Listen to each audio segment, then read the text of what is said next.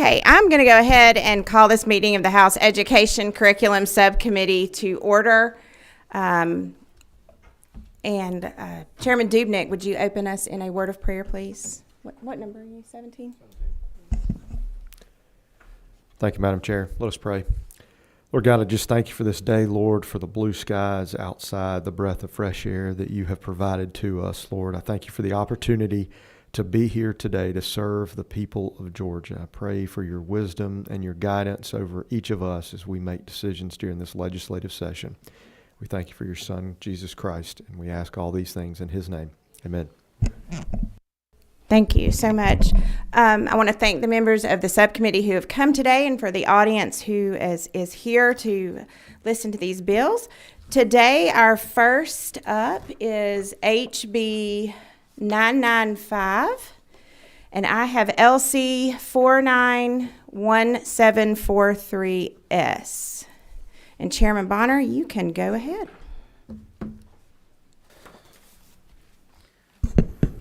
Well, thank you, Madam Chair, members of the committee. I bring before you House Bill 995. This is a bill that was brought to us by our friends at the Georgia Department of Defense and relates to the ASVAB, which is the Armed Services Vocational Aptitude Battery. Essentially, that's the test, as you may be aware, that helps high school students determine where, in the event they decide to join the military service, where they might best fit in. And so it's a great indicator and helps to steer those young people into the correct jobs within our military service. And as I'm sure you're aware, our recruiting numbers are down across the country in all the services, to include our National Guards throughout the states. And this is one way that we can help hopefully increase those numbers by simply exposing 11th and 12th grade high schoolers to the opportunity to take this aptitude test, to even have that as a part of their consideration for what they might do next. So essentially the substance of the bill is simply that the schools would make those 11th and 12th graders available for the test. There's no cost to the school system, or the local community. All the cost that's borne for this test is borne by the military. They do all of the any transportation that's needed, any services that are needing, any proctoring that's needed, they take care of that themselves. So no cost at all to the systems. But we believe that by putting this in code, this is something that will help us to expose young folks to the opportunity that military service provides. And with that, Madam Chair, I'll be happy to stand for any questions. Okay, Representative Clark. Chairman, I just want to say appreciate you bringing this bill before us. I know last year I think it was like 41,000 across all branches that they missed their goal of recruiting. And that's even understating it, because I know in the last few years they've kept dropping the numbers of the goals of recruiting because of the difficult environment to recruit. So this is a great bill. Appreciate it. Well, thank you. I appreciate that. And, I can just kind of use my own example growing up. My father served in the Army, but it wasn't really something he talked about. And so when it came to making a choice during high school, what I was going to do, the military was not really on my radar. It really wasn't until I got into college and joined an ROTC program that I decided to join the Army, and it made that a 27-year career. So I definitely think that we are operating in an environment where if young people are exposed to the opportunities that are provided in our military service, they'd consider that as a viable option. Okay, do we have any more questions? I do have one person that does want to testify. So Mr. Costley, if you would come up to the mic.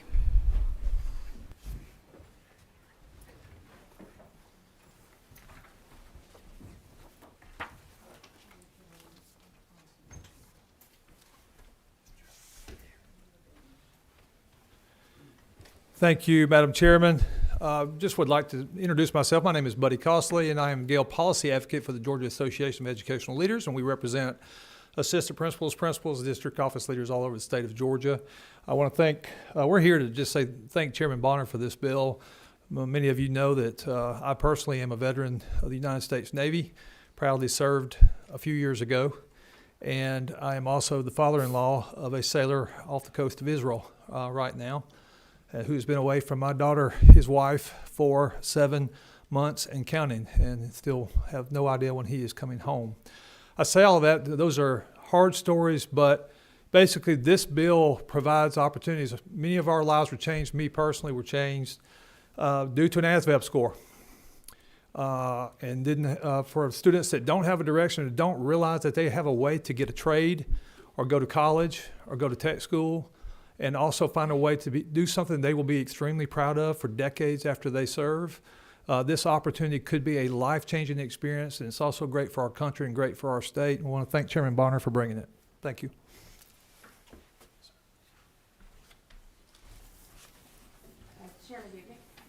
Chairman Thank- Dubnik. Thank you, Madam Chair.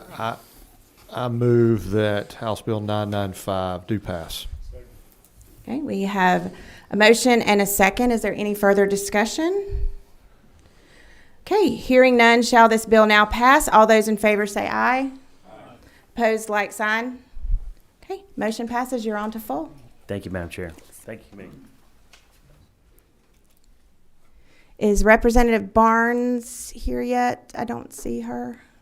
I see her 8. Okay. Well, I need Representative Barnes, if not her aide, if she's here.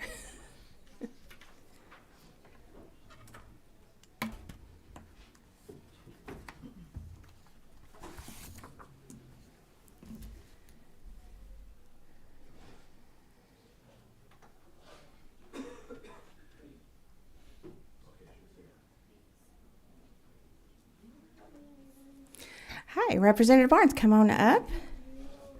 You're welcome. Okay, today we are also hearing House Bill 914, and I have LC 491523. Is that right? That's correct. Okay, go ahead.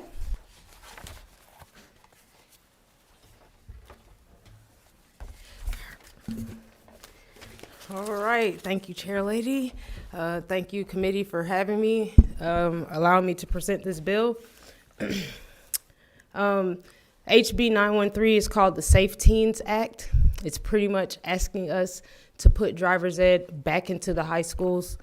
There are 35 out of 159 Georgia counties have public schools.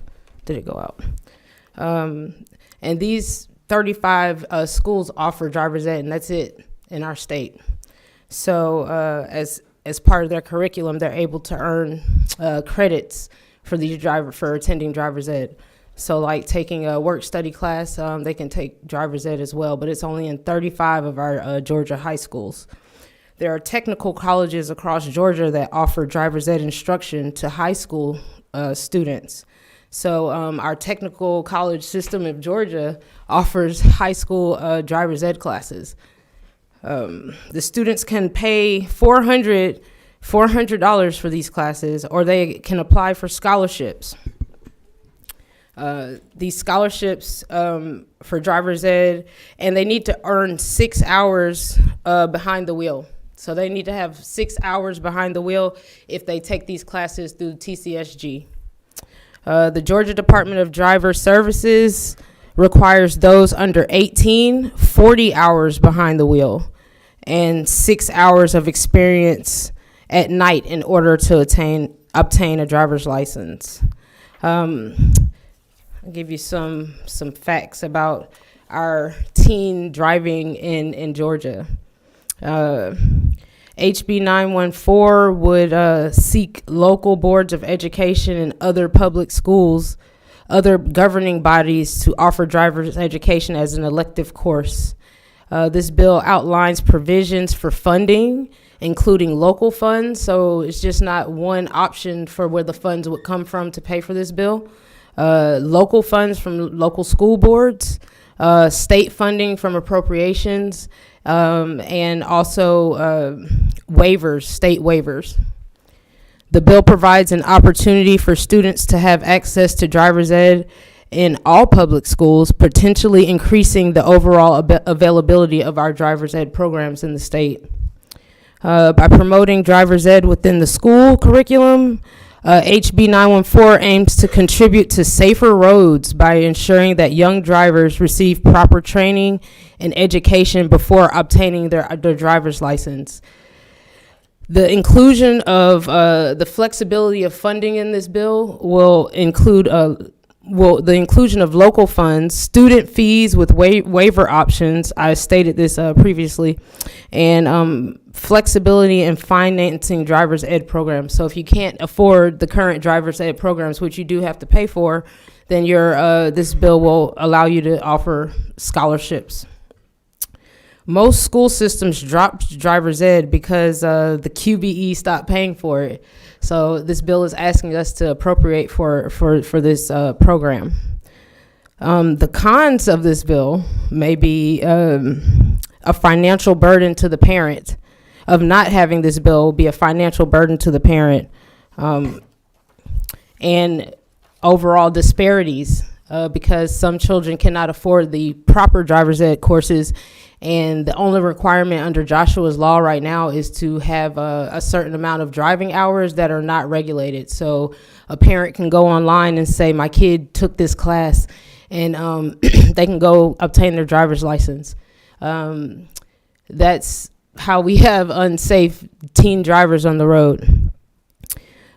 This bill promotes a more comprehensive education by integrating practical life skills such as driving into the school curriculum, preparing students for real-world responsibilities, offering driver's education within the school, fosters community engagement and cooperation with local school boards and private driver's ed programs.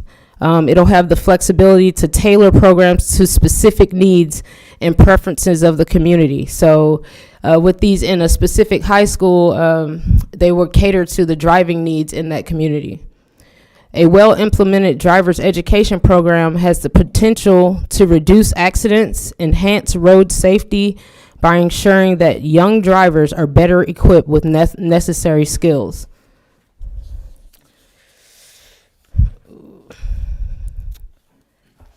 That's the gist of the bill. It's not a long bill. It's a pretty short and straightforward bill. I'm just asking that we consider putting driver's ed back into our school systems, and giving the children options on scholarship opportunities, and just making our Georgia roads safer. Thank you, Thank you. Representative Barnes. Does the committee have any questions? Oh, your button's not, okay. Is your mic working then? Yes, ma'am. Okay. Thank you, Madam Chair. To the representative, thank you for bringing this bill. 2 questions, if I could put you on line 33 and 34. All right. And it references who demonstrates that payment of such a fee would result in economic hardship. Who is determining the finding of economic hardship? I believe that's DDS when they apply for the scholarship through them. Okay, thank you. And a follow-up question, Madam Chair, if I could. Representative, do you know the cost that was associated with the driver's ed program when it was funded by QBE? I do not, but I can get that for you. If you would find that out and get that to me. I have a strange fascination with education appropriation. I appreciate it. I definitely will. If you would like to approve me a fiscal note, then I can get that faster than. But I do know it's $400 right now for a private class, and that's pretty expensive. Thank you. Thank you, Madam Chair.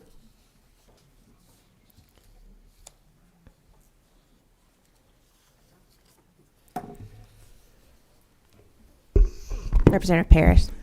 Thank you, Chairwoman. Representative Barnes, I really appreciate this bill. I'm a co-signer on it because today we know that children are learning how to drive from their aunts, their uncles, mom, dad, who probably don't have professional training. I've been wanting to put it on Twitter that if you have to swing left to turn right, that's not it. That's not it. It causes accidents. So I really encourage the support of this bill. And my question was about the fiscal note. And I know you don't have it, but I think that this is something that's going to save lives. And you could speak to that. Most definitely. I was looking for my sheet with the actual data. Y'all have that? Nobody? Okay, great. Let me see. I had numbers, but I know in Georgia, our teen fatalities and accidents has risen to 11% in the past 2 years since 2022. I did get data from the research department, and it's becoming increasingly, our teen mortalities on the road are increasing here in the state. So with this driver's ed back in our schools, you have a better chance of more students going through driver's ed if they had the opportunity to. But they can also gain a high school credit from this bill. If you don't mind. What about insurance? How would it impact insurance for teens? You qualify for an insurance discount if you have gone through a driver's ed program. Representative Adana. Thank you, Madam Chair. First of all, I'd like to thank my colleague for bringing such a good bill. I wish you brought it a few weeks ago because both my kids are in driver's ed. I mean, one has a license now. He's dangerous, but his twin sister is totally dependent on me to do this instruction. Right. So I wish this was here earlier. So I can't let you off the hook that quickly. But of course, I think everyone's talked about the fiscal note. I think that's very important because when we think of our school boards, the amount of commitments they have right now is a challenge. Right. And other resources too we have to look at. But when it comes to the scholarships, I know you talked about DDS being one of the. Are these scholarships going to be need-based? Do you have any idea? They Hobby-based? They are Hobby determined? Income-based, and we already have that in effect. There are already scholarships for this, and it's in our budget. We got $2.4 million in the budget for these scholarships. So I don't believe that's enough for everyone to apply for the scholarship. So we could try to increase that as well. But the scholarships are in our current budget. Okay. Thank you.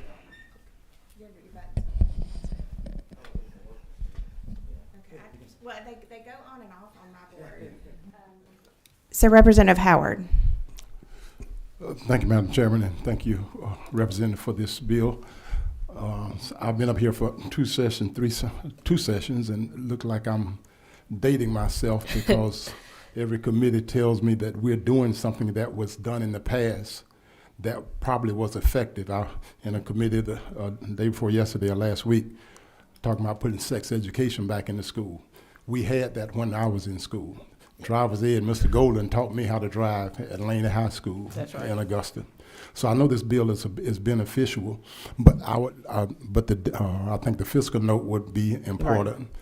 Also, the facts that the chairman asked about, some data, some evidence of what's happening now with our teen drivers. I have a few numbers that I just found. Okay, I think that'll help us as well. But thank you so much for the bill. Thank you. Okay. I think Representative Glaze was next, and Representative Wilkerson, stop just pushing buttons. You're lit up. You don't have to push the other ones too. Okay, Representative Glaze. Thank you so much, Representative, for bringing this bill. One of the questions I had, of course, is back to the Carnegie credit. Okay.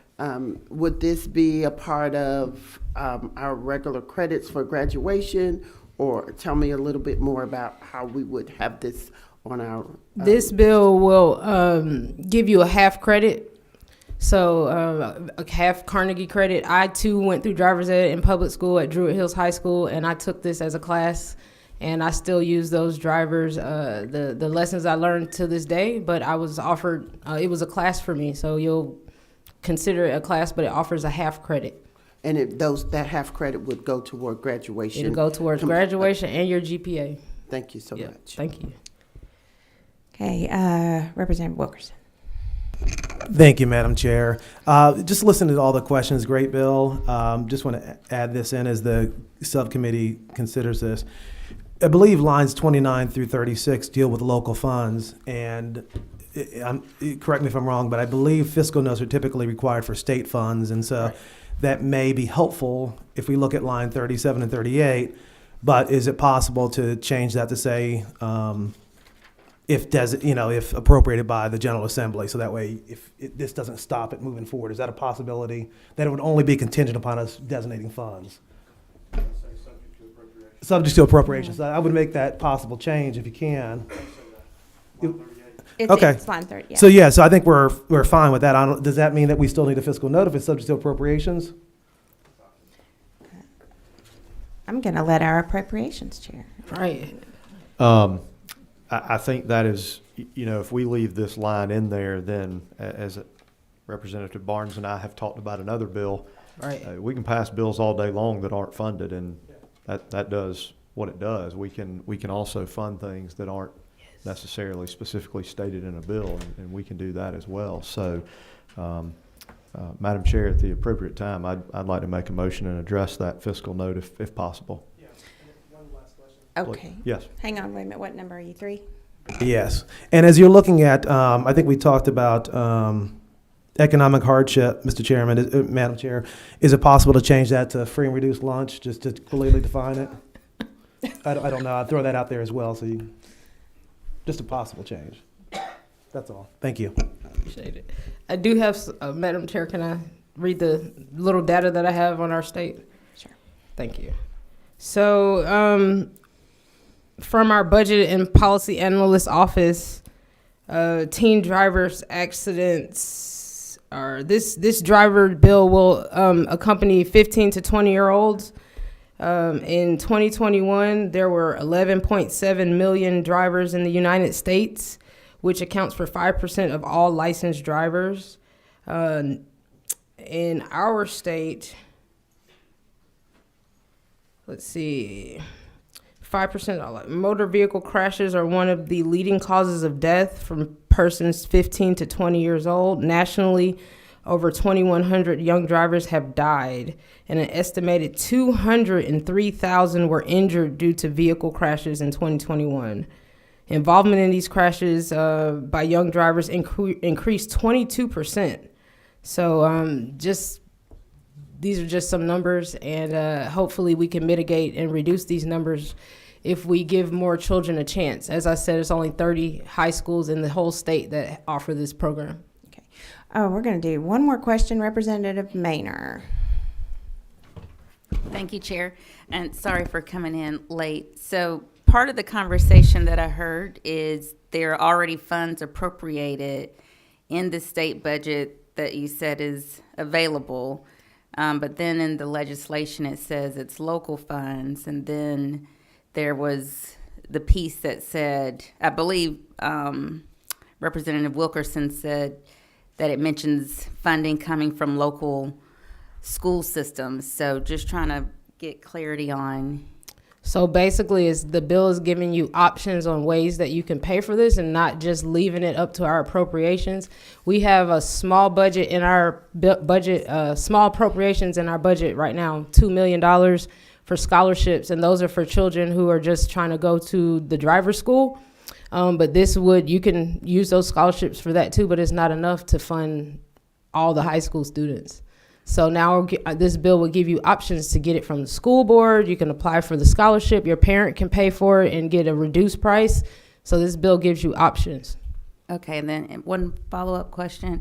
So have the school boards approved this? Like, have you gotten word from the local school boards to say they approved it? I have gotten some positive feedback from the local school boards, yes. Okay. Was Atlanta one of them by chance? I've talked to DeKalb and Fulton, yes. Okay, thank you.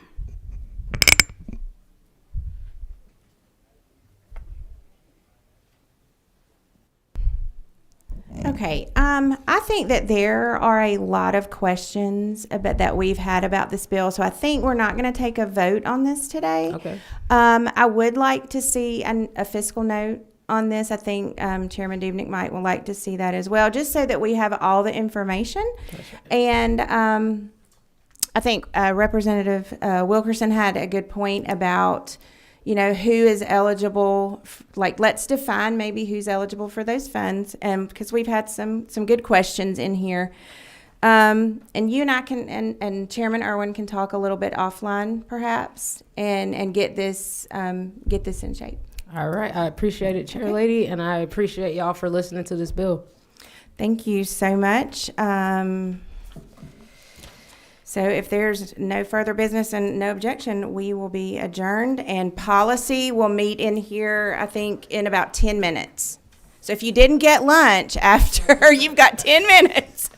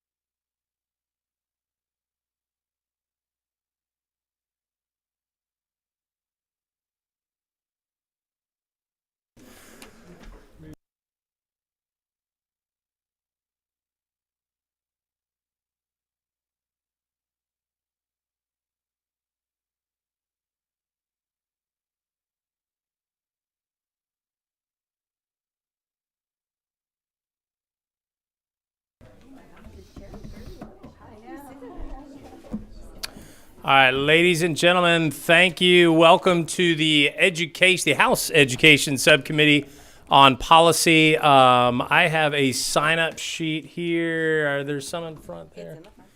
All right, so if you'd like to speak to the committee and testify on any of the bills that we're hearing today, make sure to go sign up on that sign-up sheet. With that, I would like to start with, do we have any educators, any teachers in the room this afternoon? Stand up. There we go. Do we have any students in the room? Hey, all right. All right. With that, why don't we open with prayer? I am going to ask Vice Chairman Cox to my right if you would open us in prayer, please.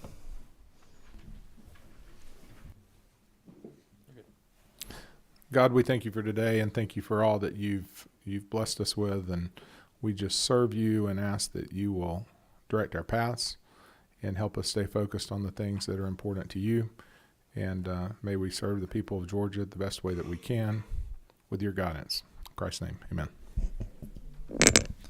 Thank you, Vice Chair. I would like for us, if we could start with my seatmate, Miss Carolyn Hughley from the 101st. If you would step up to the mic, and we will hear House Bill 148 as a hearing only, and I will turn on the mic there for you. Thank you, Mr. Chairman. Ladies and gentlemen of the committee, it's my pleasure to be here with you all. When I first got elected, one of my first committees was the Education Committee, so it's been a while since I've been in an Education Committee meeting room, but I want to thank you for what you do because it's so important to so many of our students. House Bill 148 simply... I'm going to interrupt you just a second. We've got up here got LC 49175-8S. Yes. Awesome. Go for it. Okay. So this is a hearing only, and so what this bill simply does is answers the question, what do we do when we have a workforce shortage? What do we do to encourage new people going into a field? We know that teacher shortages are a thing for us and has been for several years. According to the PSC, Georgia needs about 12,000 new hires each year, and we only produce about 4,400 students coming out of our colleges of education. And so that leaves us a gap of about 7,600. And these new teachers have to come from somewhere. And of the 4,400 graduates, 10% of them never work in Georgia. If you all can recall, when you were in college, when you did an internship, you got paid, right? Because you were adding value. And our student teachers are one of the few occupations where they are asked to do internships to perfect their craft, but they do not get any type of acknowledgement or compensation for that. We find that some of our students are trying to work and go and participate in the classroom all day, and they still got to pay the car note, they got to pay rent, they got to do all the things that everybody else has to do, but we're asking them to spend the majority of their waking hours working without compensation. So the bill simply would allow us to create a stipend such that our young people who are going through the teacher education program can receive some type of remuneration while they're there. We met with the chair and the big chair, and one of the concerns was maybe we should narrow it and make it based on need. And so with the substitute, we came back and we put in a provision that it be need-based, based on our standard definition for need-based assistance. The other thing we would like to do that's not in this substitute is it would probably be easier if we let the schools of education send the money down rather than the public schools, because it's their students. They already have a relationship with them. They're already working with them. And then the colleges are already getting the information in terms of whether or not a student has needs. So basically that's the bill in and of itself. We have some young people who are here. I'd love to take questions if you have any, but I'd love for you all to hear from the young people about their experiences. Thank you, Representative. I think it's a great bill. It was fascinating to me to learn about student teachers and some of the struggles they face with trying to earn their full certification while teaching in a classroom and juggling all that and not getting compensated for all that at the same time. So with that, I will open it up to questions. We've got one on my left here, Representative Evans. Thank you, Mr. Chairman, and thank you so much for bringing this bill. So I wanted to clarify, we haven't walked through the bill, so I really appreciated your overview, but are you saying that the question in the bill right here is the school system paying for the compensation, and you're talking about changing that? Is that correct, or? Well, let me just go back. The way the bill was designed is that we create a grant, and that school districts would be able to apply for the grants for the student teachers that they have as they come and work for them, and the school districts would pay those students, or not pay them, but provide them with the stipend. So what we're doing in the update is to narrow it down so the students would have to be students who have a financial need, not just all of the students who are doing student teaching. And so that's one thing. And the other thing that we would like to do is to have the schools of education. If you go to UGA, the School of Education at UGA would be the one to receive the grants and disperse those monies on a monthly basis to those students. The original bill said they would get up to $7,500 at the completion of their student teaching. But that doesn't solve the problem, because they would still have gone through the whole time without getting any type of funds. And so that's what we would seek to try and update and address as we move along. So that would be an additional change to the language we have in this sub. Yes, yes, because today we're just hearing only. So, and I'm sure you all will have some other things that you might want me to address as well. Thank you. Thank you. Yeah, and the beauty of this format is, we can flush kind of all those ideas and questions out to kind of continue to perfect this piece of legislation. Down here to my front, Representative Glaze with a question. Thank you for bringing this bill. I am certain that this will definitely help to create a space for recruitment for teachers, and hopefully in this space we will do some work on helping to retain them as well. One of the things that I wanted to know is, in the student teaching, have we talked directly to education, like any of our USG, to talk about how that would work in their space? So we know they would get the grants, but they also, students can go out and select which school systems they will do their student teaching. So they will keep all of that information. There will be a process for them to apply and to show that they are eligible. And I'm assuming we're going to use Pell, yes, as the foundation for financial need. Mm-hmm. But the students will go to their own school systems and select, right, where they're going to student teach, and all of the paperwork will be housed inside of the university system or whichever college they attend. Now, we're not addressing where the students are assigned. That's No, not where they're assigned, but that's where all the information will be held.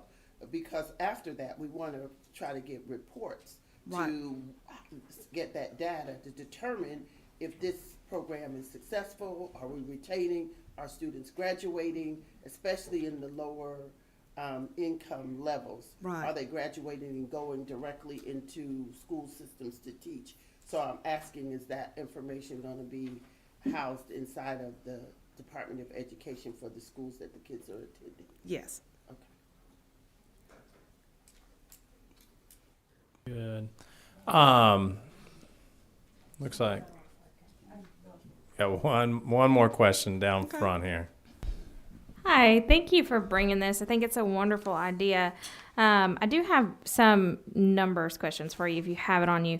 On line 18, the exceed 200% of the maximum limit, do you have what that number would be currently?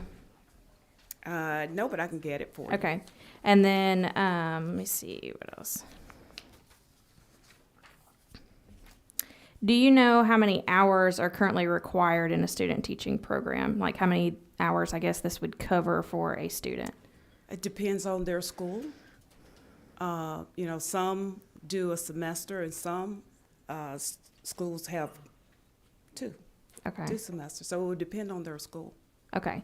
So it's not a long process. You wouldn't think. It's pretty short amount of time that we would be covering, essentially. Yes. Okay. It was just the period of time that they're doing student teaching. If, as I said, it depends on their school. Mm-hmm. Some schools do a semester. Some schools do longer than that. The PSC, I spoke to them, and they say it depends on their school. They don't have a set number. Okay. And then the last question, I know sometimes like loans and grants that are taken out at the college level, do those cover a stipend at all, to your knowledge, for student teaching? Okay. No. Thank you. All right. Thank you. We've got a question to my right. I believe it's Representative Townsend. Thanks, Mr. Chair. Hey, thanks for bringing this bill. I remember student teaching and paying to student teach, so I appreciate that. And I actually accessed the Pell Grant myself, so I use that. I guess a couple questions, and you may have said it earlier. Kind of, what's the current money for now? Like to qualify, what would the maximum income be? I know it changes every year in the Pell what it would be, but I didn't know if you knew what this year's was or last year's. I don't. That's the standard definition for financial need. This 200%. That's the standard definition, but I'll be happy to get it for you. Oh, that's okay. I understand. And then, is it the state that pays the stipend? Yes. Then it cycles down to the colleges after that. Mm-hmm. And then, have you talked to USG yet to see what they said, the college reps, to see if they would need extra personnel to handle all the paperwork and stuff, or is that a big deal, or they said bring it on, or? I have not heard from them on that, but these are their students, and they have a responsibility to try and get their students to the finish line. So oftentimes, if a student has gone all the way through college and if they hit the wall at the very end, then what does that say about the college of education? So I would imagine that it would be an additional tool for them to help keep their students in program and to completion, which is what their goal is. It is. Completion is totally important. You're right.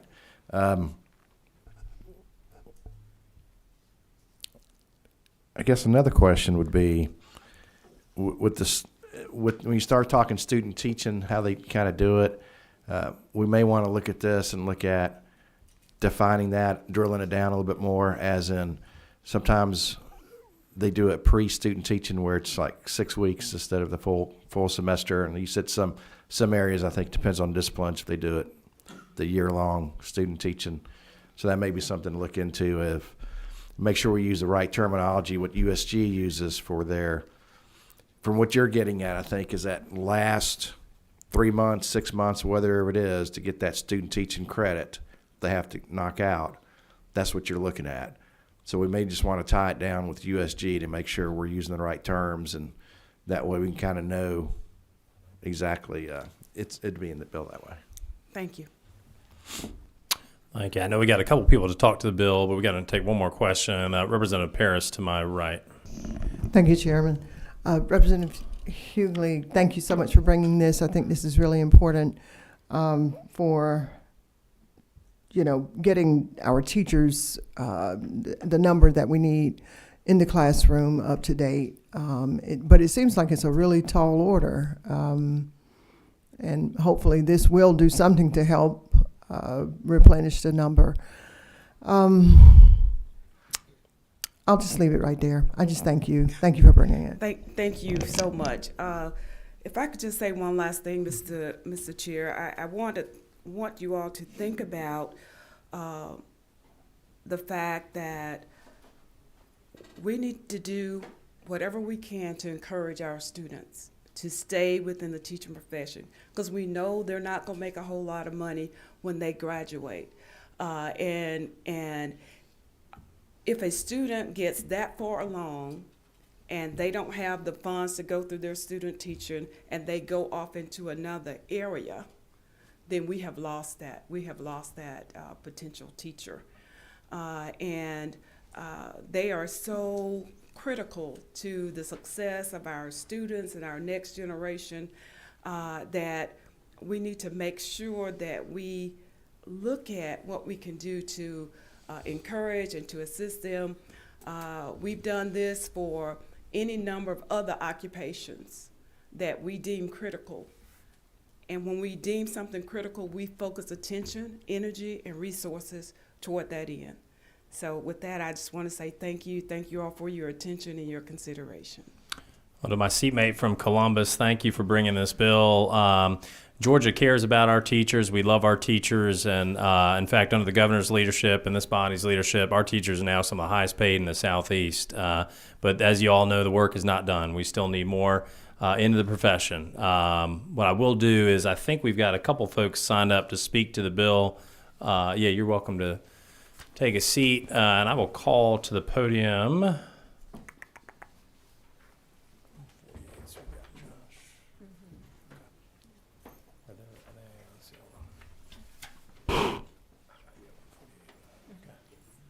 Is there a Josh Stevens? And then we're going to go in order here. Brianna Robinson and Amara Jackson are up next.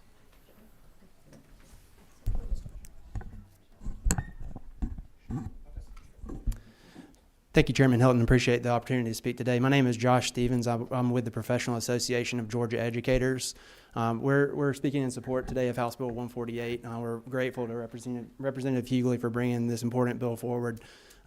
It's one of the biggest barriers for teachers to get into to teaching is being supported in the profession, but also having the ability to pay throughout college in order to even get through college to get into the profession. We have surveyed multiple years about student debt and the student debt loads that some of these folks are coming out of college with, especially teachers that are then entering into a profession that makes it a little bit harder for them to pay some of those student loans back. So this is another way to just kind of bolster up front these folks as they enter the profession. And I won't rehash some of the things that Representative Hughley said about how important this would be to help attract and retain these people these wonderful teachers in the profession. So first of all, thank you all for that. If anybody has any questions about that data, we'd be happy to present it to you all so you'd have a little bit more information as you move forward. So, thank you. Thank you. We got Brianna Robinson. Did I say that right? All right, go me.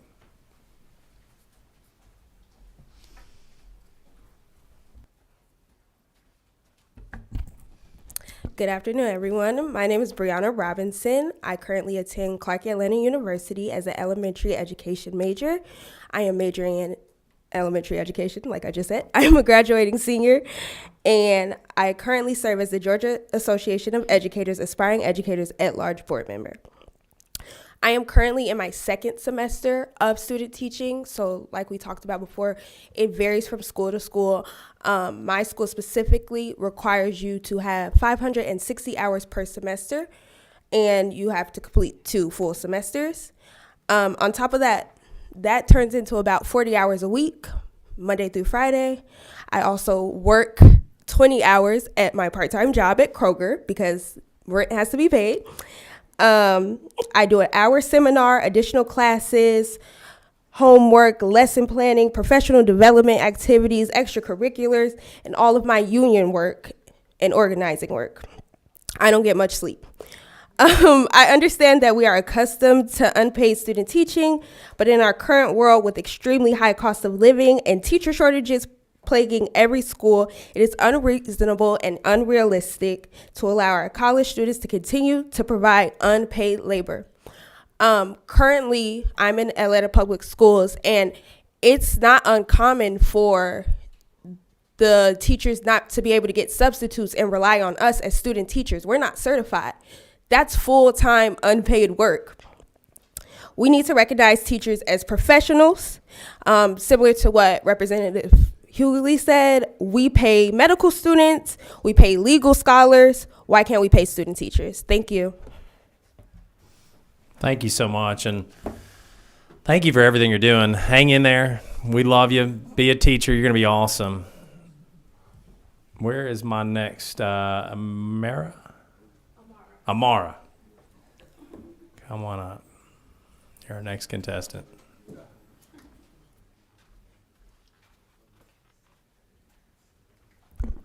Hello, everyone. My name is Amara Jackson. I attend Clark Atlanta University as well, and I am an elementary education major and currently a student teacher in APS. So me and Brianna kind of have the same experience as far as what we go through on a day-to-day basis, but I just kind of wanted to speak about a little bit of the other points. So a lot of people in our preparation program, they'll go all the way up to junior year, and when they get to their senior year, they don't complete it anymore because they can't afford to do free student teaching and work another job.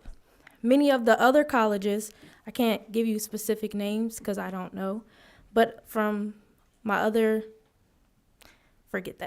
many other colleges make students sign contracts that they will not work during student teaching at another job. Also, it takes people longer to graduate because classes are offered at the same time as student teaching. So a lot of us have to take classes over the summer, but we don't have the funds to pay for that. So then we just drop out of the preparation program. There's a requirement that you must be certified in certain states to become a teacher, but the GACE cost. We can't pay for the GACE if we're not getting paid to student teach. We as well do the same work as a teacher. We go there every day, Monday through Friday, and I'm not discrediting the teachers that we are mentored by, but we do have to do everything that they do, and they get paid and we do not.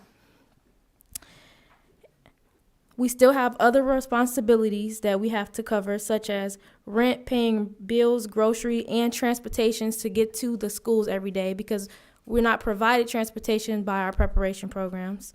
And just to say, many people think that if student teachers get paid, it's like a reward, when really it's just there in support. Thank you. Thank you so much. That's everyone I've got on my list here.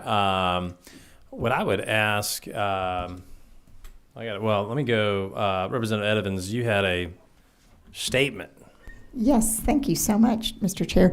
Yes, I want to say I have 3 school districts that I serve: DeKalb County, Atlanta Public Schools, and Decatur. And DeKalb County did start this year a program called the Unite Teacher Residency Program, where teachers, they're getting people to come in from other professions, and they're actually paying them while they get their teaching accreditation.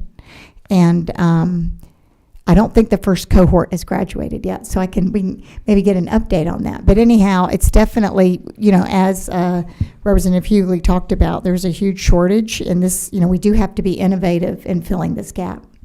Thank you.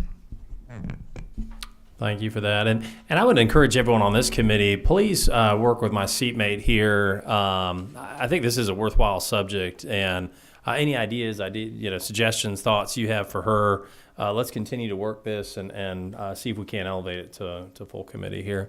I've got one more question to my right here, Representative Cox. Thanks for doing this. Appreciate the awareness. So, do we have roughly yeah, I'm going to have some questions for you, if that's okay.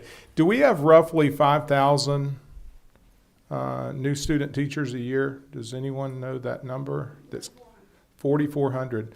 Of those 4,400, how many? I'm sorry, 4,400 is the graduate number. Okay. Yes, that for our friends on the camera, go ahead and get behind that. Yes. So 4,400 is, according to the PSC, is the number of students that graduate out of the teaching, with the teaching Certification? Uh-huh.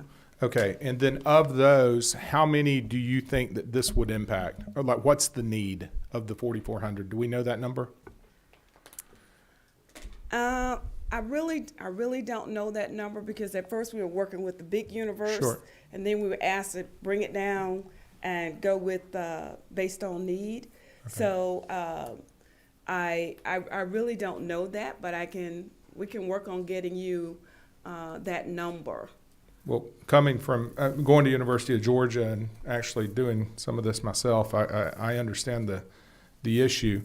If the $7,500 that I did 5,000, that's roughly $37 million a year if every student was that way. But part of my thought was we currently have loans, grants, and scholarships at the university level.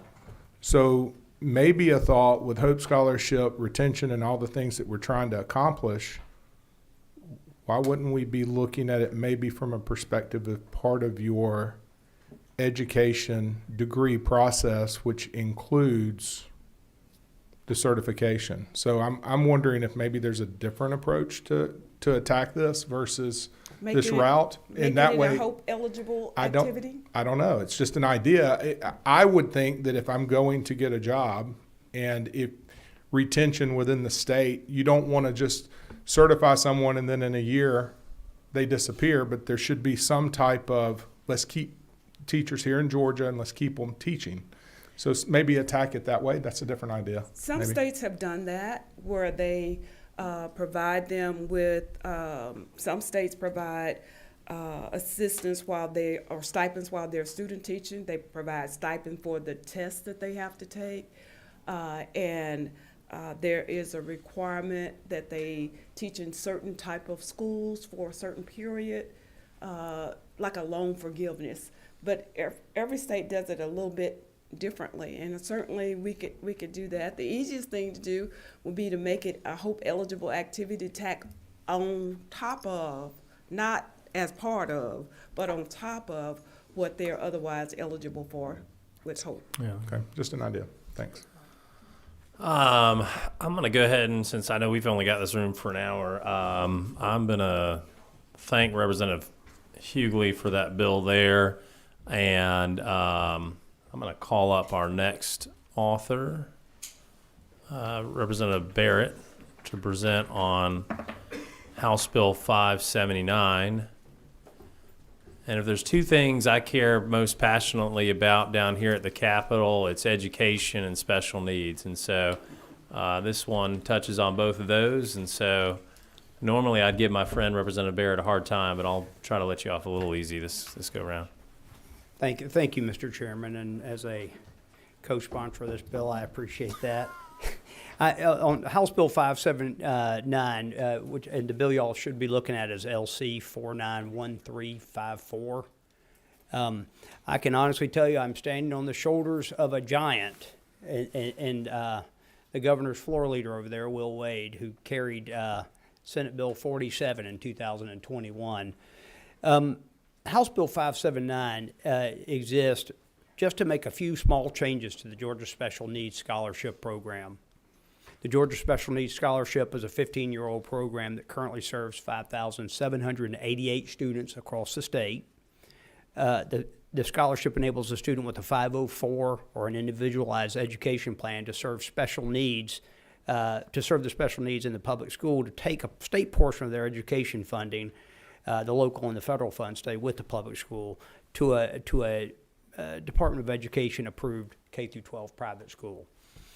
For the vast majority of students with special needs, 97, 98% of those students, they'll best be served in the public school system. this scholarship, it really fits that small group of people that really might be better served elsewhere.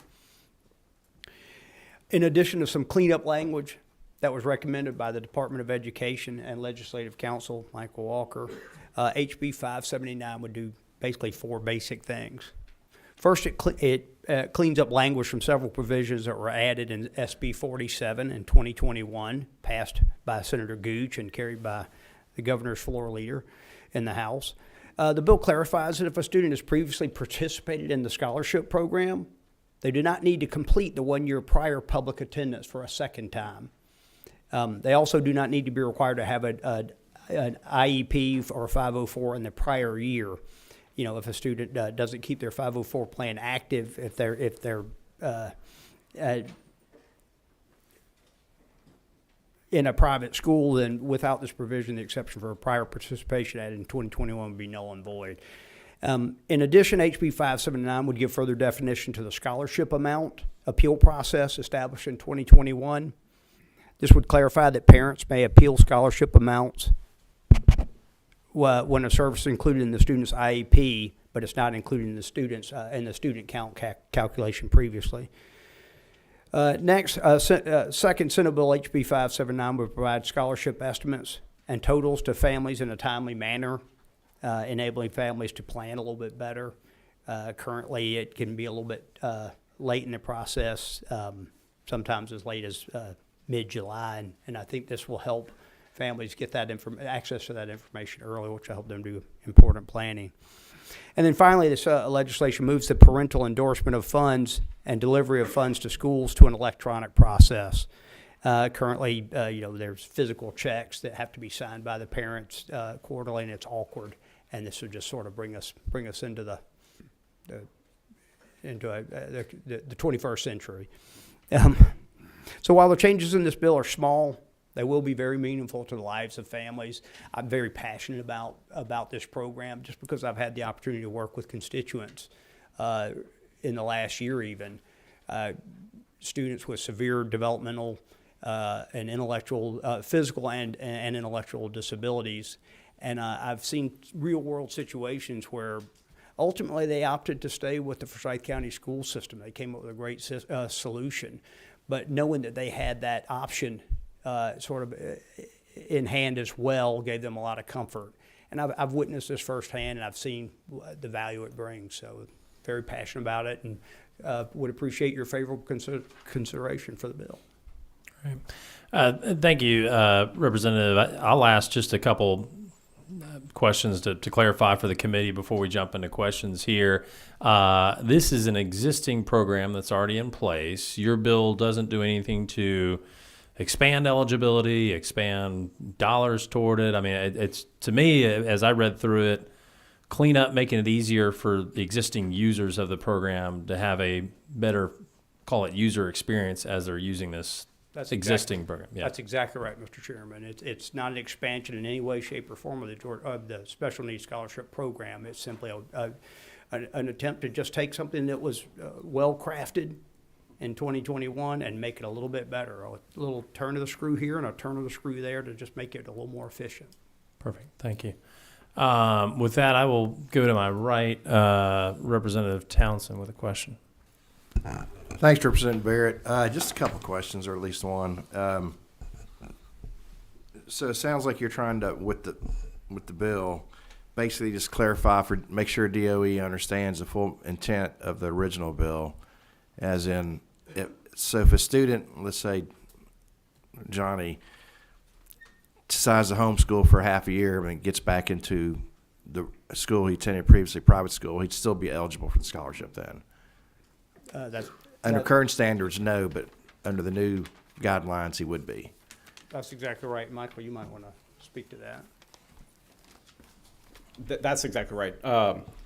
Michael O'Sullivan from Georgia Can. That's already current law. That was already the current intent. You can see that on line 30 of the bill where that was already in there. It just had to be, that language had to be replicated in another section to bring that along and put them together. Okay. Now that makes sense. And same way if they try their hand. I guess another question would be, they have to have is it a current IEP or a 504 plan? So it's up to date, or does that matter? So that would not necessarily matter. And that's part of the reason why there was a little bit of confusion. And let me just say, I appreciate everything that DOE has done. There's been some areas that their hands have been tied, and we worked with them all the way back in fall and winter of 2022, which is where a lot of this came from, where the IEP aspect, if you had earned an IEP in second grade, gone to a participating private school in third grade, decided I'm going to homeschool for a year, the intent of the law was to say if you wanted to come back in, you could reestablish that scholarship and come right back into it. The distinction here is that you don't have to re-earn that IEP again. You've already established that you have an issue. You can go back and continuously get that scholarship without having to re-enter public school. Okay. Now, is there a 12-month limitation on that? No, that is the online 30, the ability to have that 1 year limitation having been waived. Yes, sir. Okay. So they would need when would they need a reevaluation, just like anybody else in? They would not necessarily be reevaluated as long as they are, once they've earned this program. It continues. That is, again, current law. Because if we, and I like what you're doing, I really do, so I'm supporting it. But I'm thinking for the kid's sake, whatever the norm is for the kid in the public school as in the reevaluation process, hopefully the kid in the private school would get the same benefits from it, because things change over time, and I'd still want the school system to pay for it or whatever else, but you don't want the student in the private setting to be able to, if the needs have changed, to have it updated or whatever else. So that's something to think about reevals or whatever else. It's not a bad thing always. Sometimes it helps the student out. Well, it should help the student out. That's what a reevaluation is. Sure. Something to think about. And then last question would be 504 students. Do you know the fund, and this may not be your answer, I apologize, Michael, you do a great job. What the funding is for that, what they earn, and do school systems earn money with that? Yeah, it would be relatively low. You're essentially earning the base QBE weights. An IEP is what derives a lot more funding. I don't know exactly the amount, but okay. It would be considerably lower than an IEP student. Okay, thank you. Thank you, Representative. We're going to go down to front here. Governor's Floor Leader, Mr. Will Wade. Thank you, Chairman, and thank you to the bill sponsor. And you didn't have to bring in my size to this comment, so appreciate that. My kids remind me how giant I am all the time, so I'm working on my weight loss plan. So thank you for pointing that out. That was very kind of you. Tall, very tall. Tall, that's fine. Yes. Anyway. So two things. One, I think just to clarify your question, Rep. Townsend, line 80, it does point out that the student had previously qualified for a scholarship pursuant to this article, meaning that they had had an IEP or a 504 for that 1 year minimum at some point, entered the program. And a lot of these students that you're talking about are probably going to end up in practicality being students that choose a private or a homeschool setting, where sometimes the resources to get an updated IEP are not necessarily a part of their general practice. But it would not prevent the parent to continue to advocate for their child to get an IEP in whatever setting they choose as they go on the continuum of their education, whether they're in and out of public to private or homeschool, correct? There's nothing that would prevent them from being able to do that. No, of course not. Okay. The second question I have, and this is a question partly if the chairman would allow it, can Mr. Cardoza from DOE come, and he may have to answer this question because I don't want to hit you between the eyes. He would be who I would ask the question of, so I think he might be able to help. Mr. Cardoza, if you step up to the mic, you guys just shift over there. Yeah. And if the sponsor of the bill has knowledge, he's more than welcome to respond, but I didn't have a chance to really give him notice, so I apologize for that. in lines 120 and 121, where it says the transparency of the program, ensuring public awareness of the program and its impacts, I'm an advocate for both the families that are utilizing the program. I think you said a little over 5,700 students, but also acknowledge this is taxpayer funded. And I think that the intent of that language in the bill is to ensure that the Department of Education is able to track and to report for transparency purposes and accountability purposes some type of a standard of the utilization of those funds, as in all public schools are required to advocate and be transparent to its community as to where those are being expended. Is the department currently is this language enough for you to be able to create a very accessible and transparent report as it relates to the expenditures that the program recipients are using, or do you think it might be worth some time for DOE and the sponsor to come up with some clarification that might help, just for, again, for kind of the trust but verify, right? Accountability purposes that go behind. We know that these students, have been able to utilize it, and many have been very successful, but to also make sure that we have some kind of a balancing act to understand how those funds are expended. Yeah, good question. I mean, it's potentially a yes and a yes. We have some to that point for transparency purposes, but certainly would be open to working with the sponsor to generate a little bit more to see if there's something we can make more transparent on that end, so that we know ultimately how students are benefiting. Okay. Yeah. All right. Thank you. I just want to, Chairman can direct the sponsor, but I think that hits at the intent, but I'm assuming it might be helpful for DOE to have some more specificity as it relates to some items that are being tracked that can be reported for public transparency purposes. I think we can certainly do that. Okay. And when you've got a program that's working really well and it's been there for 15 years, you want to shout it from the rooftops and demonstrate that. So absolutely do that. Perfect. Thank you, Leader Wade. We're going to go to my left here, Representative Evans with a question. Thank you, Mr. Chairman. Thank you for bringing the bill. Would you mind just walking us through the bill? Would you be willing to do that for us? I'll lean heavily on my friend here and also our legislative counsel, but absolutely, we can go right through it. Would you like me to just walk through it, or is there a particular aspect? I just like to walk through, especially the underlying, the changes, for this year. Sure. Would you like me to do that? All right. So the beginning changes are lines 31 through 35. That eliminates, essentially, that was an aspect that was related just during the time period of COVID. Which no longer applies. That was a special exclusion for students who were not in public school at the time. So it's no longer necessary. It was a COVID exception that's no longer there.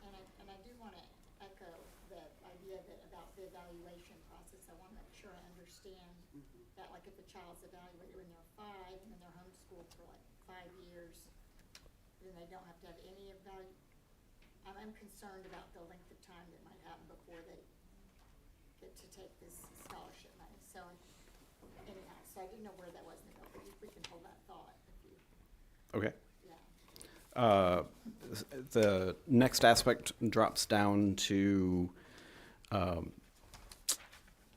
39 to 41. It clarifies the duty for local board to create an IEP for a student who obtains a medical waiver.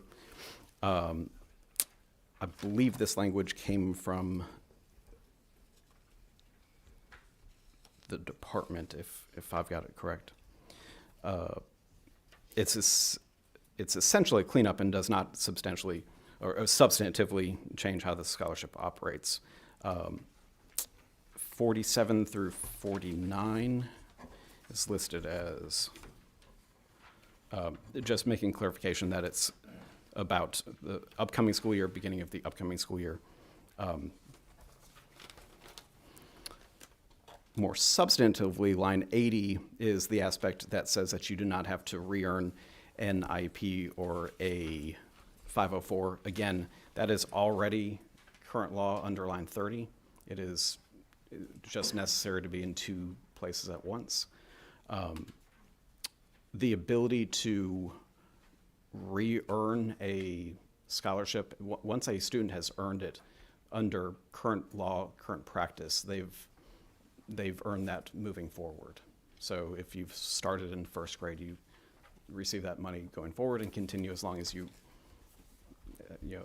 for as long as it's working for that parent. That's current law. Yeah, a family doesn't qualify for the scholarship and the Department of Education disappears and that's the end of it. I hope it all works out. There's a constant process of surveying the families and some of that, monitoring the schools that are active in the program. There are financial requirements on the Department of Education that they're expected to adhere to as well. But it's not sort of set it and forget it at all. Well, I guess I would think, I know if a student is in public schools that there's constant monitoring, but I'm not as sure about it in this setting.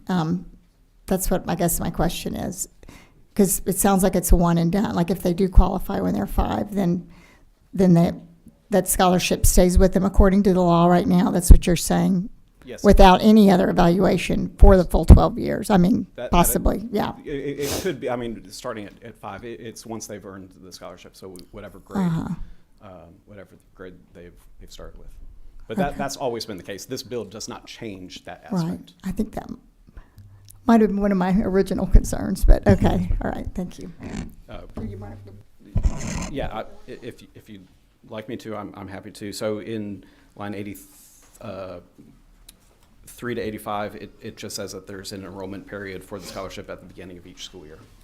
And then moving on to 98 to 105, this was language that came from the department related to how they go about calculating an amount if you've earned a IEP after the spring count, but before, and want to utilize the scholarship before the upcoming one. So a process for that. 106 through 110 just allows electronic disbursement of funds rather than by paper check that has to be endorsed. Moving on to most of section 3, it's actually just kind of rearranging deck chairs. If you look, the student eligibility part came from line 126. On line 121, transparency of the program, ensuring public awareness of the program and impacts, is line 127.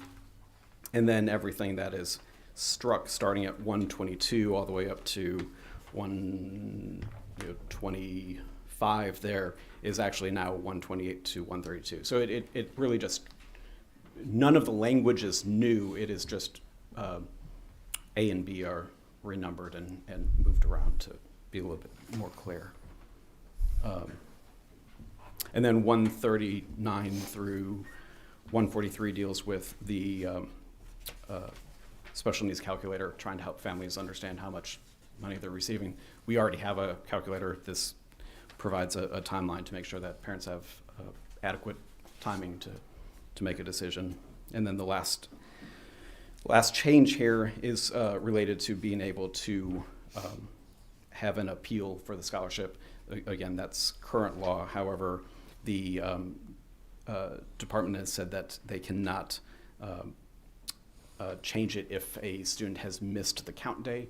So this allows them the ability to say if a student has earned an IEP, they would be receiving services. They aren't necessarily tied to that individual student. There is a process that allows them the ability to make that right. And again, once again, I'll say there's nothing in this bill that changes the intent of the legislature in what has already been passed and is usual practice. Thank you. We're going to go down to my friends in the front here. Representative Glaze with a question. Thank you so much for bringing some of this new language to kind of clarify. Can you give me what the amount of the 5,788 students who are utilizing this now, what that amount is that comes from local and state funds? It's no local funds. It's no local funds. So it's all state? It's only the state funds. Okay, can you tell me the number that we're at now? It changes for every student. So it's whatever. No, the total amount that we're spending on the state. We've been 15 years, so I just was wondering, do we have a number? Are we continuing? I don't know that number. Okay. I'm sorry. So is there some place that information can be found? Absolutely. In fact, the Department of Education does a very comprehensive annual scorecard as part of the legislation, and it's got wonderful data, and it's very comprehensive. But we can certainly get you the. Could you provide us with that? Absolutely. And the only reason I want to ask about that, because there were students who had an IEP in elementary school. A lot of it may have been language and processing. After supporting them for 4 or 5 years, then they no longer needed the support going to middle school. So I was wondering how you evaluate students who continue, and then when they no longer need that support on their IEP, how are we making sure that we get that information so that it's not just a one and done? If there are different times and points in a child's life where they no longer need certain services, then how do we track that? There is no provision to claw back funds from the family. Once they've earned it, they continuously earn it. If a private school is working for them and they've got the ability to use, let's say, exactly $550 to go to a school, that's going to continue so that they are able to attend that school that's working. So there's not been over the 15 years any time in which that money is clawed back from the parents.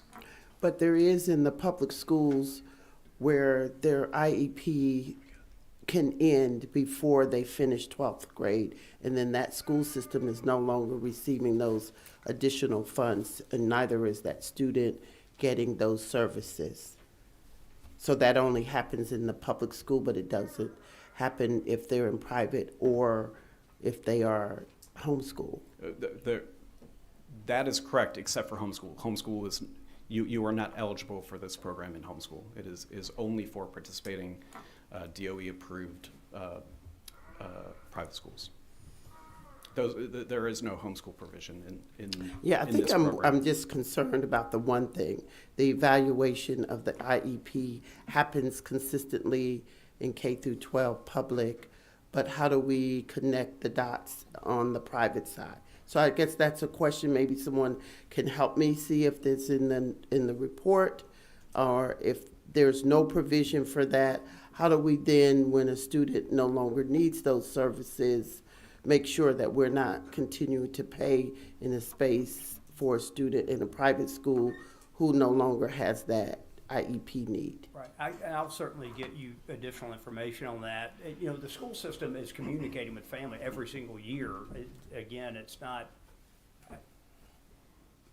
Godspeed. I hope it works out fine at all. Every single year they're communicating with the families and making them aware of they're actively. I looked across the state at different public school systems, and I read all of their different information on their different respective websites, and they're very much in touch with every single family that participates in the program. I would just could like to definitely see get you the additional annual information. report. I think I'll Yeah, give you the annual report I'm as sure well. it will be in the annual report. If you could provide that to the subcommittee. Of course. But again, we definitely want to support special needs in this scholarship, and we want to acknowledge the impact that it has on the student and the families to be supported. But that one little major issue for me is just, I know it's handled properly in public schools. I just want to see what the report says, how we handle it inside of private. It's a great point, and if we can take a really good program and make it even better, we should always be consistently looking for ways to check and double check and make things better. So Well, thank you so much for bringing this. I do know that we've got a lot more students who may need this since COVID. There are a lot more students who are having the emotional and mental needs. And so I do want to say that this bill would be very helpful with those students and their families, but we just want to make sure that we're always in compliance. All right. Thank you. My friend keeps talking. He keeps getting questions. I'm going to ask, I know we're at the top of the hour. We're going to start losing folks here. So I'm going to recognize folks who have not had a chance to ask a question. And if you could limit just to one question at this time, that would be great. I'm going to go to my right here. I don't think your button's lit up, but I'm going to try the mic. Try it one more time. Hey. Okay. So on lines 55 through, I guess it goes through, it's a few lines, maybe 75, 76. Are these the conditions that qualify for these scholarships? Okay, so they are specified conditions. And so I guess my question is there a difference in the IEP programs that are the IEP qualifications in a public school versus this? No, if you qualify for an IEP of any situation, you are eligible for this program. This identifies what would qualify you for an IEP. Okay. And I did like on, I guess it's line 40, maybe. Yeah, 40 and 41. I think that's a good addition. Sometimes these IEPs take months to receive, even though they've been referred. And what we see is, you know, students may have an issue, but the process literally takes 3 or 4 months before you can even begin the process of receiving the services. So I think I like that a lot, and I appreciate it. Appreciate the bill. Great. Thank you. All right, lightning round. We're going to Mr. Wilkinson on the front. Thank you, Mr. Chairman. Just, I guess, a process question. Lines 106 through 108, where it talks about the payment. It sounds like does a check or something come to the school? The parent endorses it and deposits it into the school. So is that how it works right now? Yeah, that's correct. Well, it's more entailed than that. The parent has to come to the school, sign the check, and then hand it over. It is a process. Okay, so with that said, on lines 108, we're keeping the part where they have to endorse it, but we're electronically depositing the funds. What is the parent endorsing? So just something to think about. Do you still need to keep that endorsement in there, or do they signing off on something? Because if you don't have a check, you can't endorse anything. Right, but my understanding is that it's paperwork that says, you know, payment coming due in the amount of, you know, signing it to make sure that there's some connection there. I just wanted to make sure that was clarified. I had the same question, and I'm happy to strike that as well. If and then necessary. Not a question, but a comment. A lot of stuff that was brought up, we said was already in existing law. So if it comes up today and there is a no on my side, it's really because I think I'm still trying to gather the information with that. So because a lot of stuff was in existing laws and existing law, but there's a lot of changes. So I have those questions that hopefully we can talk about maybe on the floor to ask you about. Thank you. Perfect. All right, thank you. Gentleman to my right, Representative Cox. Thanks for bringing this, Representative Barrett. I have a pretty simple question, I think, to Legislative Council.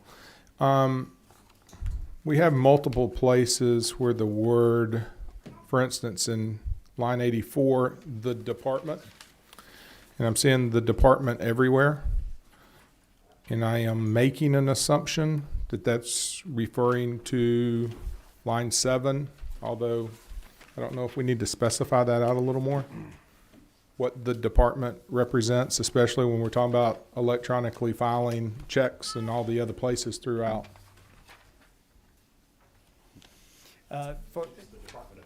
Right. It's a defined term at the top of the chapter.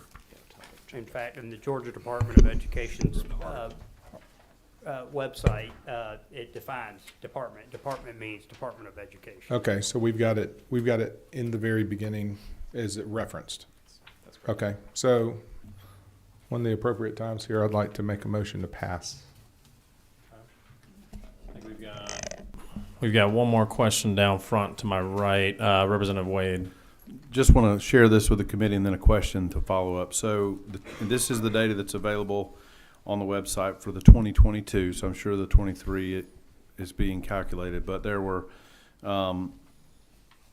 22 is the average number of students enrolled in a participating private school for any individual recipient school. There are 5,788 students. 5,544 are via an IEP. 214 are via 504, and 30 are kindergartners that were previously recognized as an IEP with special needs in pre-K. And but the dollar amount to my friend that asked, it's $38,140,000 for 2022. So that's an average of the students of $6,590. Just to give you some facts to back up the information, I know our chairman of education and our speaker is very focused on facts and details. What I would like to ask this question, since there are the vast majority of these students are receiving an IEP, for the committee to understand what is I want to ensure that students who have a very specific IEP, that those parents understand the importance of continuing to have the right to have that IEP when they maybe come back from like a homeschool setting into public school and then want to get back into the program, and think about like transition years between elementary to middle to high. What is there concern that many of those students that are going to no longer be required to have an IEP, is this to help the burden of tracking for DOE, or is it potentially that these 5,500 students that have historically been on an IEP for their benefit to receive services, to receive a scholarship, are no longer going to receive an IEP, and that the parents are going to be told by one of these providers that we're not required to have it to receive the funds, so we're not going to give you an IEP. I know most of the parents that have this are going to advocate for their child to still continue to receive it. To her point that sometimes in some systems it takes a long time to get that processed, there are some systems in which that is not the case. It is a priority for them to be as responsive as possible to ensure that child is having their needs met and to honestly comply with the expectation to serve children. It's a friendly question. I just want to understand what is it benefiting the student to no longer ensure that parents have a checkpoint to ensure that they're receiving an IEP, because we've outlined all of those things that they need to receive it for. I just want to understand why is that? Is that an extremely important piece, and who is it benefiting the most? Tracking it for DOE, or is it actually going to benefit the child? I don't understand, and I think there's some concern there. It's a great question, and obviously it's all about the children, right? And making sure it's beneficial to the child. As a practical matter, the numbers are so smallish, 5,788 students out of 1.7 million or so students in public in K through 12 public education. So intuitively, but that's not the intuitive. We like facts, right? And that's and not intuition, but intuitively, families that are participating are actively seeking this out, and they're probably prone to being very engaged and very involved. Not, well, okay, we're now in a private school and we're good to go. But I will definitely get you additional clarity on that. I had a great conversation this week with the deputy superintendent for Forsyth County Schools about this program, and he was very positive about it. And I'll get you additional color. Thank you. All right. Thank you, Mr. Leader. All right, here's our posture. We've got a motion here. I know we've got folks in the audience that wants to speak to this bill, and I want to hear from y'all. I know we've got folks that need to run to other meetings, so including that young man. So I'm gonna entertain the motion. Do pass. Do we have a second to the motion? Second from Representative Daniel. Any discussion on the motion? I'm going to call to question. All in favor of House Bill 579, say aye. Aye. Any opposed? No. It appears the ayes have it. And I'm just curious what the count was. We need to do that in case we do it. Well, we're going to subcommittee. Never mind. Yeah, we're going to full. We're going to full after this. So, in the opinion of the chair, that passes. So you're on to the full.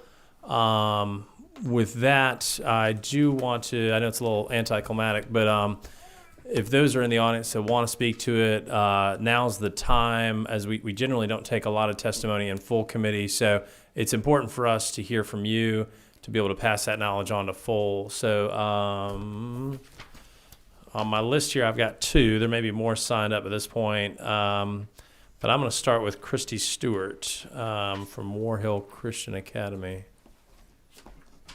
Thank you, Representative. Thank you.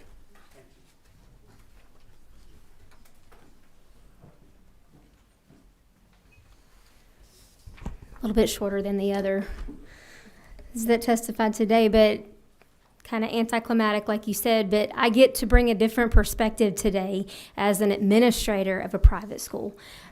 We deal with our SB 10 and Georgia Special Needs Scholarship students on a personal basis. We like to make sure that they are ready individually for the services that we can provide them in a private school that they may be available to receive in a public school, but as a private school, we like to be able to offer those as well. I had something all typed up to say, especially the electronic signatures. Obviously, that helps us out big time because my assistant is here today, and she's the one that has to go and chase down all of those parents with a pen to get that, signed and endorsed. But she is going to love that it's electronically signed. And then obviously the calculator and the amount that's given per student being available a lot earlier than it normally is helps parents have lots of options. And with special education, options are key. They need to have options because we all know in education, each child is individual and their education is individual to them. And so it's important to have those options. But I'm in support of this bill. I think it's a great idea on the administration side of a private school, teacher side, but also I have a student, my child's here with me today, and she's eligible and receives that scholarship every year. So I get 2 perspectives on this, and I'm in full support of it. So your daughter? Yes, my daughter, Miss Summer Stewart. Ms. Summer Stewart, can you stand up? She's pretending to be shy, but you go, girl. You go, girl. I love it. I'm shy too. Awesome. Thank you. Thanks, audience. Yeah. All right. We have a Mr. Costley. If you'd like to come speak. Yes, sir.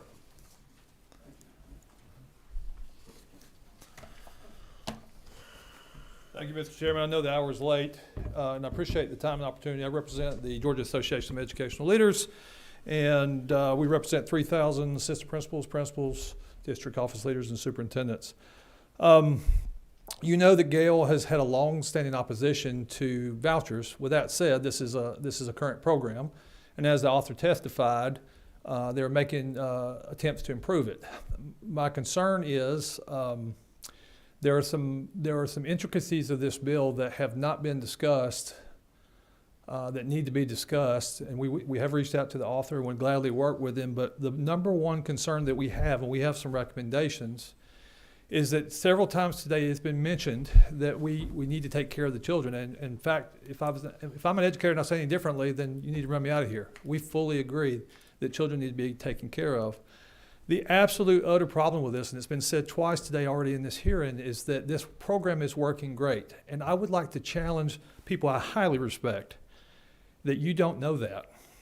You have no way legally to know that, because we are not allowed to find out anything almost. It was stated that there's a robust report card on the website. The Department of Education quit reporting even demographic information about the kids in 2009. You can't find it unless you know who to talk to and ask for it. The kids' parents that are going to participate, there's some of them in this room, they deserve to be able to know every private school, because some of them are wonderful, but some of them are horrible. They should be able to know if weapons or drugs are in those private schools, just like public schools. They should be able to see if there are audits.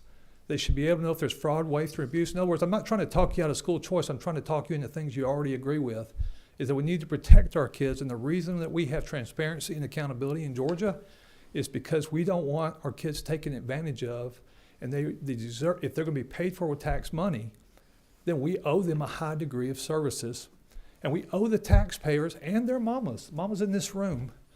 The walls may be painted white and beautiful and colorful, but what goes on in school, we cannot know. You or no other lobbyist in this room who testifies and says, and they have done so before, that this program is great, they are telling you something they can't possibly know, because it is not legal for us to find out. And what I'm asking you as a parent myself and as an educator and as a taxpayer is for the ability to do just that and find out, so no kid ever goes to an unsafe or shabby private school or a failing private school, as we're so often accused of having in the public sector. Y'all can see the passion, but I hope you know that it's honest and it's sincere, and it's for the very kids that we're trying to protect. Thank you so much for listening. I love it. You got a question or two if you hang out for Yes. just a second. It's rare that we see bills in the 500s here. I'm guessing this was introduced sometime around February or March of last year. Had you had a chance over the last year to be able to sit down with the author? So as you know, this bill, thank you for the question, sir. This bill was dropped in the heat of lots of things that were going on, and the bill was put to the side. So we have not. Now, we have reached out to the author through phone and email, but that's not because he's ignoring us. It's just because the time has been compressed in terms of when this has been announced. What we're asking for is an opportunity. I've sent you and the author recommendations. Again, we don't endorse vouchers, but we could. You have the opportunity once and for all. This program has been in place. It's never been evaluated ever since it's been put in place. You have the opportunity once and for all to actually make it accountable to the public and make sure no parent sends their kids to this program unless they can check out that private school. You have that opportunity. There was some discussion on lines 120, 121. I would assume, based on your comments, that you'd be generally supportive of more transparency and kind of public reporting around the program. It is a Gale priority, legislative priority, that for current programs that we add transparency and accountability. And that was the thing, is I want to make sure I say this so that you'll know that I'm trying to come to you as a partner, not being where we stand on vouchers. But if you just put the word transparency in the bill, that doesn't mean that there's transparency. Even if the department, to Floor Leader Wade, who I consider a great friend and colleague, Leader Wade said that the department could do those things, but unless you require it, you're our boss. You are the source of all accountability and transparency in this state, and we're just asking, if they take our tax money, let's protect those babies. Isn't the ultimate accountability the parent who decides to send their child to school? I would say that the parents have the exact same level of they are the same source of accountability that any other institution.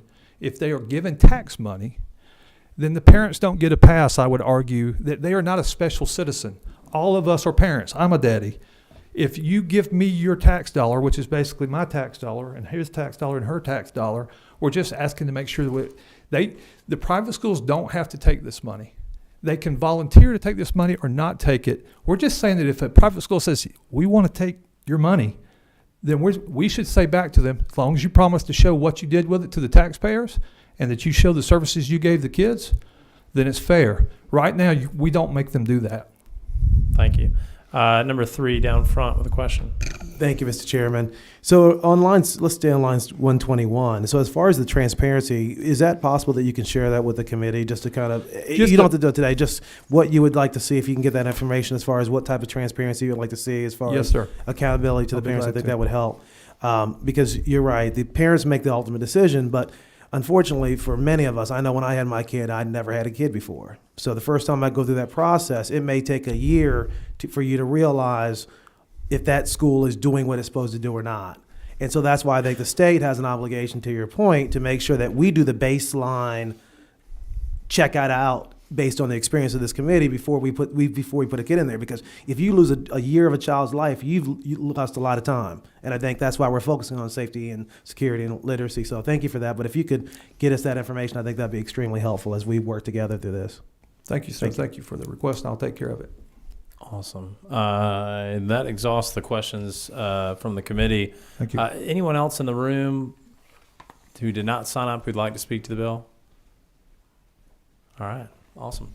Well, with that, sir, come on up. Someone up. Thank you. Need some walk-up music for our guests or something. Yeah. Crazy train. And if you would announce your name and who you're with. My name's Joseph Barrow, Jody Barrow. I'm a retired superintendent from Fayette County Schools, but I currently work as Deputy Director for the Georgia School Superintendents Association. I actually spoke with a special ed director to ask some questions about what they thought about the bill. And as Mr. Costley said, the bill and the process has already been in place, so I'm not going to talk about that, but I do want to talk about the expedited IEP piece. I know from sitting in that chair and also from talking with our special ed director, there's some real concern about what that actually entails. Typically, they're struggling to be able to get their own IEPs for students that are in the public schools taken care of in a timely fashion. There are, and I don't want to make excuses, but there are some barriers that they have to deal with. They don't have enough school psychologists. They don't have enough speech pathologists or OT therapists. So there's some real issues. It typically takes, in order to do this thing and follow the IEP law, it takes at least 30 to 60 days for someone to get to know the child, to be able to speak to that child's needs and what they need to do. So that's part of the process. When we talk about it takes a long time for an IEP to be developed, it's just because the process takes a long time. And you don't want someone filling out paperwork on a child that really doesn't know the child. And that's a real concern that I saw in the bill as presented. So that's something I would encourage you to take a look at. What lines were that in the bill that you want to look at? The expedited piece, and I'm sorry, I don't have that line here, but I can get that to you, Representative Evans. I'll be happy to look that up for you. Well, better yet, if you'd That's the 30. Okay. getting help from the audience here. 39. Thank you. Thank you, audience. Can I phone a friend? We're reading it up here.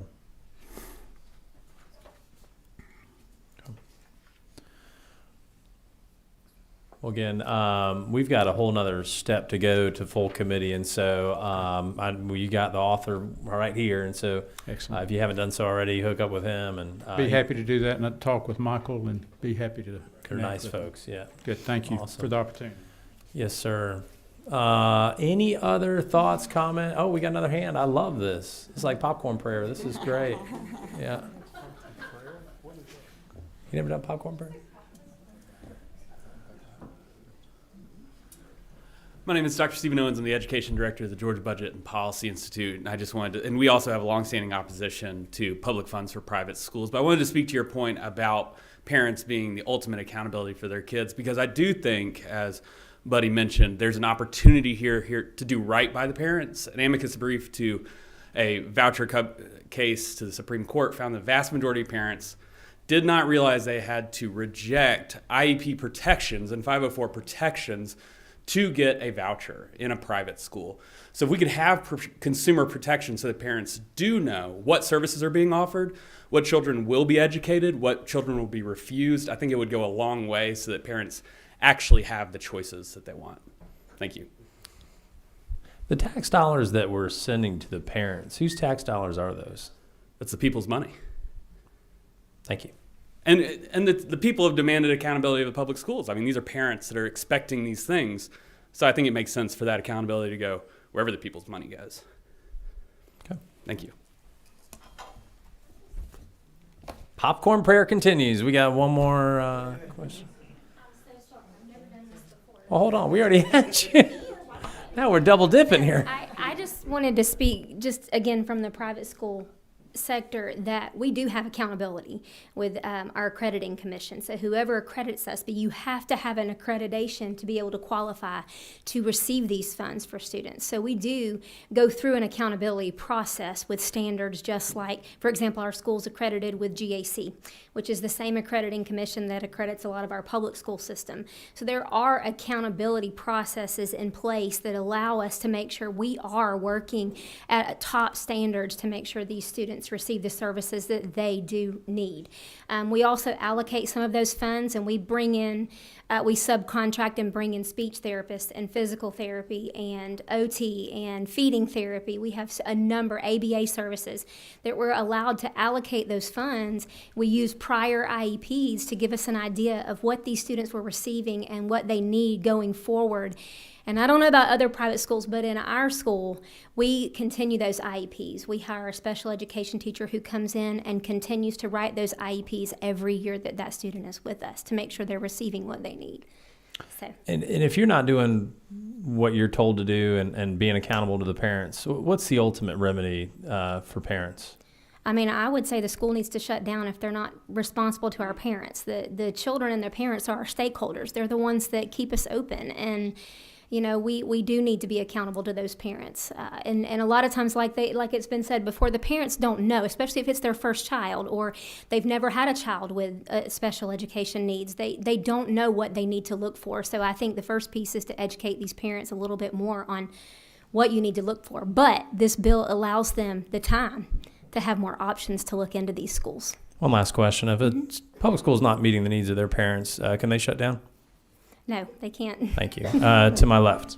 Yes, thank you, and thank you so much. So I'm so glad to know your school's doing all things. Would you be, do you agree that, I mean, would you be opposed if you did have a reporting requirement to show what you were doing? Yeah, if you're doing in fact, it. I think that just adds to the accountability Right, that, I agree. that all the other schools have to abide by. I think it's only fair to parents and to teachers and administrators that we're also accountable. Yeah, thank Absolutely. you. Thank you. Great. Thank you. All right, guys. It's going to turn into a high school debate here. Any other folks who'd like to talk? All right. Well, with that, we're going to go ahead and adjourn the subcommittee meeting here. Thank you so much.